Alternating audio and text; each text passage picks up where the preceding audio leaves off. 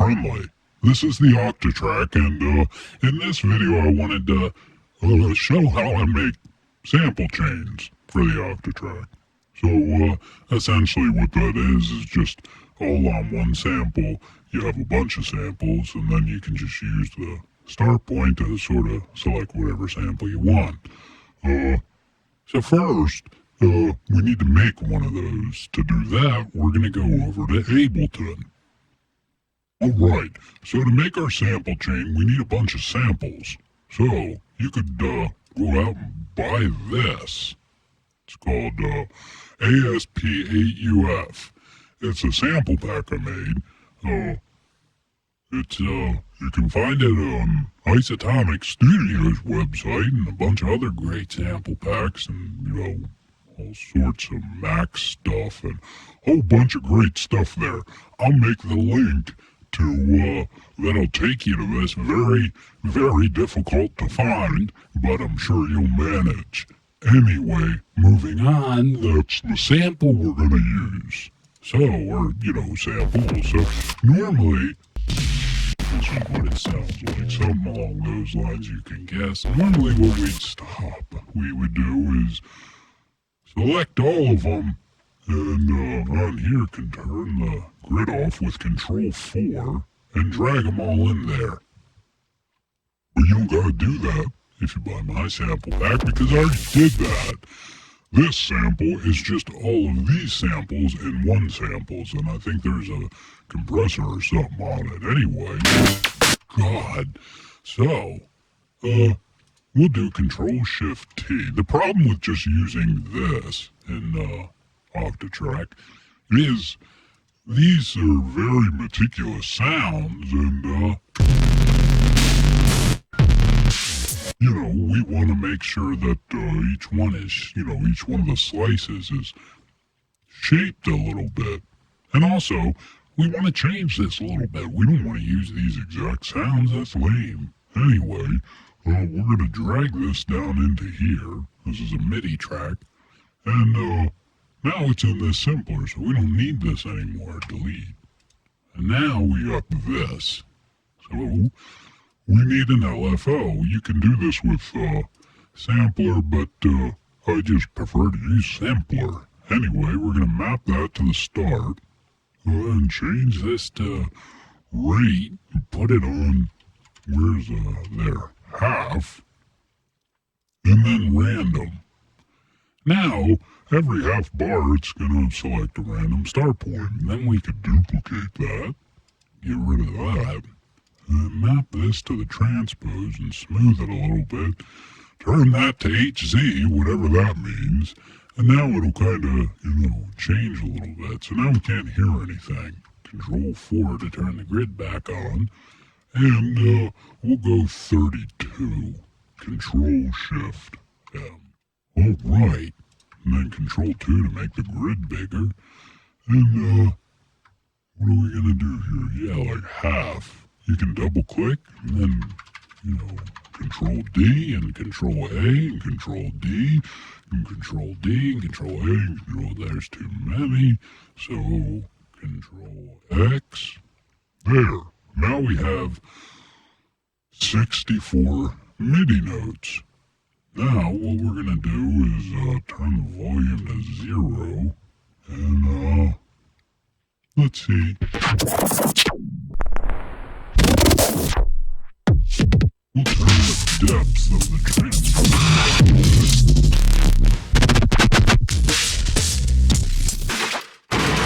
Neato. And then we need an auto pan. Turn the phase to 0 and the rate to half step. You can do this a couple different ways. This is just how I do it. And something like that. Now we have a little bit of shape to each slice.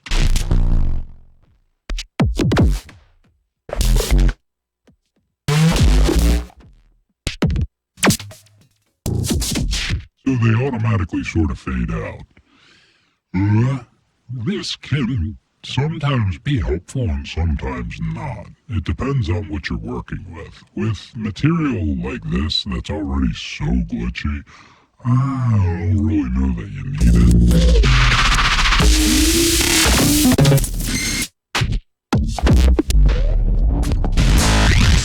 Yeah, I don't think it's necessary here, but if you were doing pads or bass or something like that, you could get some clicks. So if you use this or the envelope shaper or something like that, you can shape it up a little bit. Get out of there. Now, let's put a delay. Something like that. Give it some width. Duplicate this. And turn the offset somewhere like that. Let's see what that sounds like.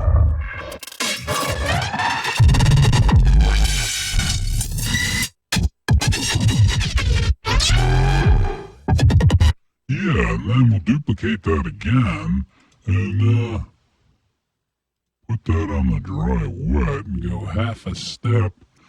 And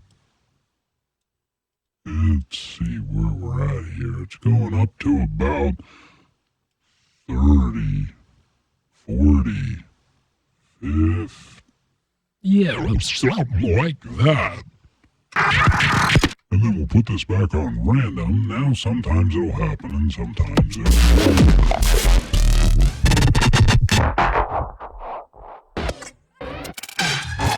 So we're just adding a little bit of different flavor, to the samples. You could do this with reverb, whatever.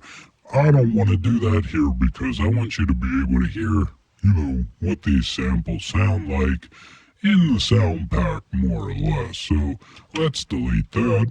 And also, I really like the transfer. Let's leave that on there. You get the idea.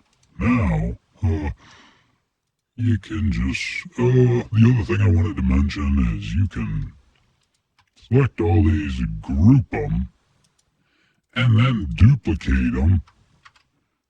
And then you could add a different sample in here. And, distribute the ranges. And then, come back up here and do random velocity. And then it would randomly select one of these samples, if you had a different set of samples in here. So it would be, picking a random start point from a random sample, so on and so forth. If you use velocity, just remember to turn, where is it? Velocity. Oh, this one, turn it, I think, off. Yeah. Something like that. Anyway, now we've got all these crazy samples, and again, this is 32 bars, and it happens twice for every 32 bars, so that means it's 64, so we'll have 64 slices. Export, and, 64 slices, UF sample pack, whatever. Alright, actually that might confuse Octatrack. Let's just do 64 UF. Save. And now, we'll put that into the Octatrack and, go on with it.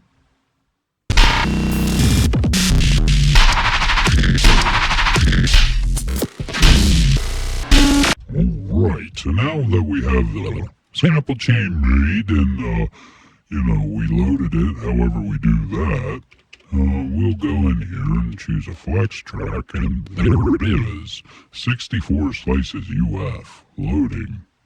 And then we can hit Control AD and slice by 64. Go in here, I like to turn time check, get out of here, bug. Alright, and then, what else we gotta do? That's what else we gotta do, turn slicing on.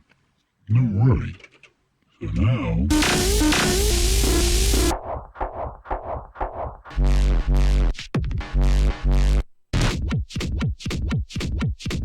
yeah, those are slices.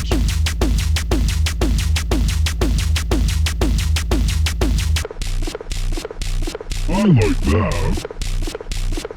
Let's turn that off and come in here and we'll use it again. Yeah. See if we can...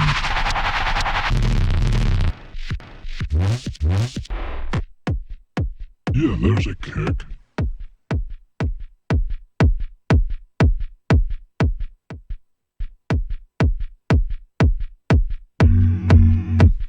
Enough, we'll go with that. And then we need a hi-hat, so let's do this again.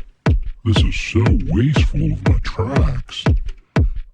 That's fine though. And then we'll go.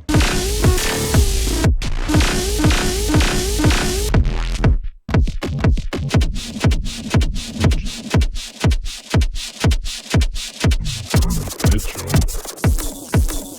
Turn that down.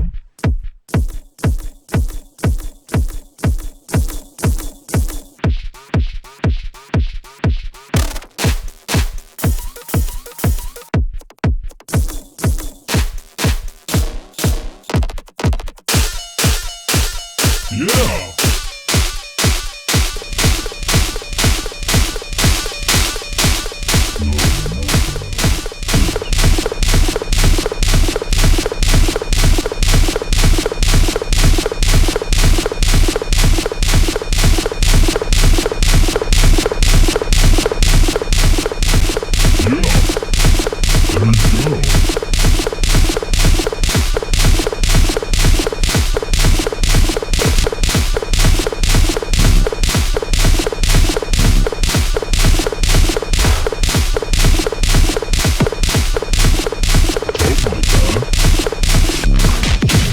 Ooh, that was good.